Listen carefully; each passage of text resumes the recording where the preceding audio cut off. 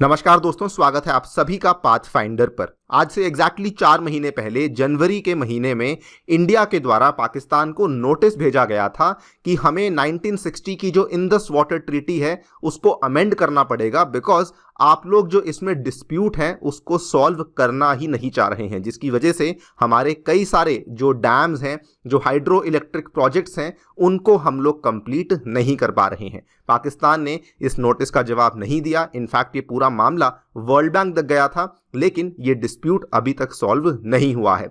India ने अब finally wait करना बंद कर दिया है और अब इंडिया ने एक बड़ी ही शानदार स्ट्रैटेजी को अपनाया है। केंद्र सरकार के द्वारा अपने ऑफिशियल्स को दिशा निर्देश दे दिए गए हैं कि जो भी रिवर वाटर्स हैं, जो वेस्टर्न रिवर्स हैं जो कि पाकिस्तान की तरफ जा रही हैं, जैसे कि इंदस, चेनाब, जैसे कि झेलम, इनके पानी का बेटर यूटिलाइजेशन करेंगे, जो कि एक बहुत ही इनडायरेक्ट तरीका है इंडियन गवर्नमेंट का कहने का कि हम लोग पाकिस्तान में वाटर फ्लो को मिनिमाइज करने वाले हैं। एंड साथ ही में इन्होंने ये भी कहा है कि हम लोग जल्दी से जो भी हमारे इनकम्प्लीट डैम्स हैं उनको जल्दी से पूरा करेंगे। और क्योंकि पाकिस्तान तो यहाँ पर जवाब नहीं दे रहा है और वर्ल्ड बैंक भी कोई प्रॉपर कंक्रीट स्टेप्स नहीं ले रहा है, तो हम लोग अब किसी का वेट नहीं करने वाले हैं।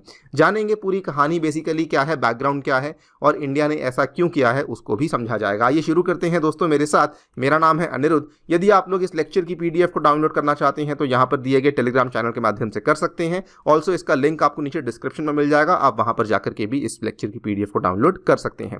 बताना चाहूँगा कि इस बार के यूपीएससी सीएसई 2022 के रिजल्ट में अनअकैडमी ने एक बार फिर से बहुत सारे लर्नर्स को सिलेक्ट करवाने में हेल्प करवाया है और जो 933 लर्नर्स हैं उसमें 333 लर्नर्स अनअकैडमी के ही प्रोग्राम से गुजरे हैं। अगर आप भी उनमें से एक होना चाहते हैं तो आप भी हमारे अनअकैडमी का जो अग्निपथ बैच है इसको दोस्तों आकर के एनरोल कर सकते हैं, जिसमें कि हम लोग आपको सारी क्लासेस और साथ में टेस्ट सीरीज भी अवेलेबल करवा रहे हैं। ये बैच मात्र 8,000 में अवेलेबल है। शुरू होने में इसमें केवल 5 दिन है, 1 जून से शुरू होने वाला है। सजेस्ट करूंगा कि 1 जून के पहले एनरोल कर लो, बिकॉज जो इंट्रोडक्शन वाली क्लासेस हैं वो मैं नहीं चाहता कि आप उन क्लासेस को मिस करो। और ये बैच हिंदी में भी अवेलेबल है, उसको शुरू होने में अभी समय है। 15 जुलाई से वो वाले बैच को भी शुरू किया जाएगा। दोस्तों दोनों ही बैचेस में एनरोल करने के लिए लिंक आपको डिस्क्रिप्शन में दिया गया है। Please use the coupon code ANIUPSC, तब जाकर के आपको ये वाला जो प्राइस है वो देखने को मिल जाएगा। ऑल राइट, तो अगर इंदस वाटर ट्रीटी की बात करें तो आप लोग जानते होंगे ये एक बहुत ही सक्सेसफुल ट्रीटी मानी जाती है, बिकॉज पिछले 60-62 साल से ये वाली ट्रीटी चलती आ रही है, जिसके तहत ये निर्धारित किया गया था कि जो ये वाली 3 वेस्टर्न नदियां हैं, that is your Indus, Chenab and Jhelum, ये वाली जो नदियां हैं ये जाएंगी पाकिस्तान की तरफ। इंडिया इनका इस्तेमाल कर सकता है, लेकिन बहुत ही लिमिटेड स्टोरेज के साथ, नॉन कंजम्पटिव यूज, ये सब चीज़ों के लिए इंडिया इसका इस्तेमाल कर सकता है। और ये भी कहा था कि इंडिया इसके ऊपर run of the river power plants यानी कि हाइड्रो इलेक्ट्रिक पावर प्लांट्स को भी एस्टैब्लिश इंडिया के द्वारा किया जा सकता है। ईस्टर्न रिवर्स के लिए कहा गया था सतलुज, ब्यास, रावी, इसके ऊपर इंडिया की राइट है। ऑल जो एक्सक्लूसिव राइट्स हैं वो केवल और केवल भारत को ही दी जाने वाली हैं। नाउ प्रॉब्लम क्या हो रही थी कि इसमें जो चेनाब नदी के ऊपर कुछ ऐसे डैम्स थे जिसको लेकर पाकिस्तान के साथ इंडिया का काफ़ी लंबे टाइम से डिस्प्यूट चल रहा था। ये वाला डिस्प्यूट पाकिस्तान रिजॉल्व ही नहीं कर रहा था। इसी के चलते इस बार इंडिया के द्वारा जनवरी के महीने में, जनवरी 2023 में हमने नोटिस भेज दिया कि हमें 1960 की इंदस वाटर ट्रीटी को फाइनली अब अमेंड करना पड़ेगा। इंडिया ने क्या कहा? इंडिया ने कहा कि देखिए पाकिस्तान का इंट्रांसिजेंस हमें यहाँ पे शोकेस हो रहा है, मतलब कि पाकिस्तान सॉल्व करने में इंटरेस्ट ही नहीं शो कर रहा in resolving the disputes over the Kishanganga and the Ratle project, जो कि चेनाब नदी पे आते हैं और जो दोनों ही प्रोजेक्ट्स हैं जम्मू कश्मीर में आते हैं। अब पाकिस्तान इनको सॉल्व नहीं कर रहा तो हम लोग हैं इस ट्रीटी को अमेंड करना चाहते हैं। Talking about the Kishanganga project, जो कि काफ़ी मेजर प्रोजेक्ट है, वो दोस्तों आप लोग यहाँ पे देख पाएंगे। ये जो एरिया है ये बंदीपोरा का लोकेशन है। इसके जस्ट थोड़ा सा ऊपर जाएंगे, 5 किलोमीटर ऊपर जाएंगे तो वहाँ पर आपको किशनगंगा का प्रोजेक्ट देखने को मिल जाता है। This is your Kishanganga project जो आप यहाँ पे देख सकते हैं। नाउ ये जब रेडी हो जाएगा, अंडर कंस्ट्रक्शन है और इसका डिस्प्यूट चल रहा है, इसीलिए इसकी कंस्ट्रक्शन कंप्लीट नहीं हुई है, नहीं तो अदरवाइज अब तक ये बड़ी आराम से हो चुका होता। जब रेडी हो जाएगा it will have an installed capacity of 330 megawatt. Now India की डिमांड क्या थी? इंडिया ने अपने नोटिस में डिमांड ये करा था कि क्योंकि डिस्प्यूट चल रहा है हम चाहते हैं कि एक न्यूट्रल पार्टी को अपॉइंट किया जाए, जो कि वर्ल्ड बैंक नहीं होना चाहिए, जो कि इस डिस्प्यूट को सॉल्व करे। पाकिस्तान ने कहा नहीं, हम चाहते हैं कोर्ट ऑफ आर्बिट्रेशन को बनाया जाए और वो जाकर के इस डिस्प्यूट को सॉल्व करेगी। नाउ इंडिया ने कहा कि ये गलत है। क्यों? असल में वर्ल्ड बैंक ने जब ये सारी की सारी बात हुई तो उन्होंने कहा कि ठीक है, हम लोग एक न्यूट्रल एक्सपोर्ट को भी बना देते हैं और एक कोर्ट ऑफ आर्बिट्रेशन को भी बना देते हैं और दो सेपरेट प्रोसेसेस चलते रहेंगे जो कि इस डिफरेंसेस को रिजॉल्व करेंगे between New Delhi and Islamabad over Kishanganga and Ratle projects.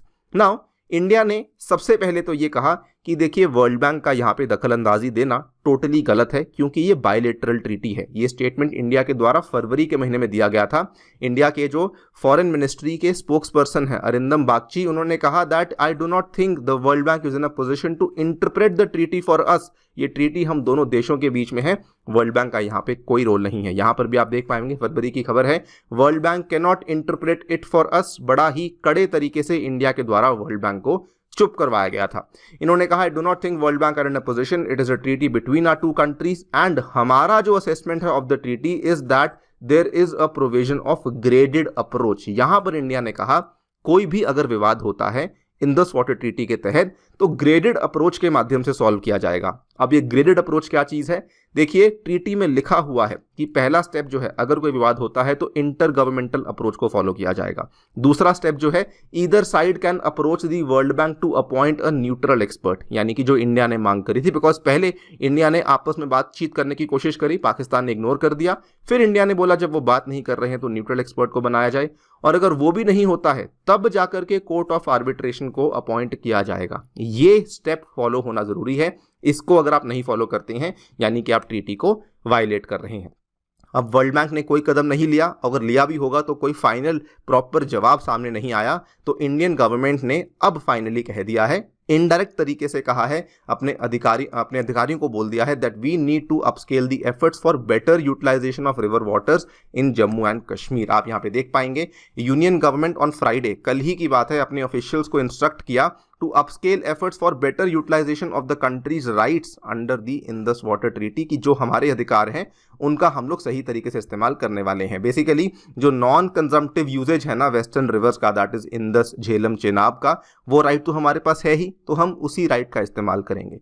Non consumptive usage में मैंने आपको उदाहरण बता दिए हैं, जैसे हाइड्रो इलेक्ट्रिक प्रोजेक्ट्स को बनाना, डैम्स को बनाना, बोटिंग करना, फोटोग्राफी करना, फिशिंग करना, ये सब चीज़ें नॉन कंजम्पटिव यूजेज के उदाहरणों में आती हैं। मतलब कि आप दूसरे देश में जाने वाला जो पानी है उसको कम नहीं कर रहे हैं, उसको रोक नहीं रहे हैं। तो हम लोग हमारे जुरिस्डिक्शन के अंदर रहते हुए, हमारी राइट्स के अंदर रहते हुए ये वाली पूरी की पूरी चीज़ को अंजाम देने वाले हैं। बल्कि इस मीटिंग को कंडक्ट किया गया था, हमारे जो डेप्यूटी NSA हैं विक्रम मिश्री जी, इन्होंने इस मीटिंग को चेयर किया था और ये टास्क फोर्स मीटिंग हुई थी श्रीनगर में, जहां पर इन्होंने कहा to ensure exercise of India's rights under the IWT। ये वाला पूरा का पूरा हमारा डायरेक्शन है जो कि पूरा काम लेने वाला है। बल्कि इन्होंने ये भी कहा that emphasis was laid on completing the works on all the Indus basin projects in a timely manner so that हमारा जो यूटिलाइजेशन ऑफ इंडियाज राइट्स हैं वो पूरी हो सके। आपको बता दूं, बहुत सारे डैम्स हैं, केवल ये किशनगंगा और रैटले ही नहीं बल्कि Baglihar dam, Dulhasti dam, सिलाल dam, बहुत सारे डैम्स को लेकर डिस्प्यूट चल रहा है।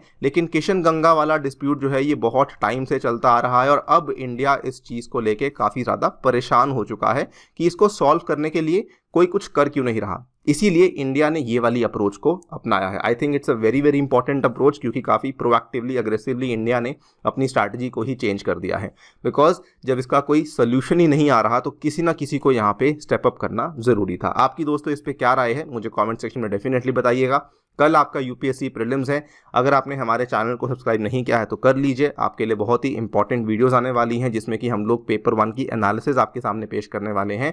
कंप्लीट GS पेपर एनालिसिस आपके सामने कल पेश हो जाएगी। बाकी अगर आप अगले साल के लिए तैयारी कर रहे हैं तो प्रीलिम्स की टेस्ट सीरीज 3000 में अवेलेबल है और मेंस की टेस्ट सीरीज 2500 में अवेलेबल है। बहुत ही अफोर्डेबल दामों में टेस्ट सीरीज दी जा रही है। आप लोग मेरा कूपन कोड UPSC इस्तेमाल करते हुए एनरोल कर सकते हैं। Thank you so much for listening, stay tuned and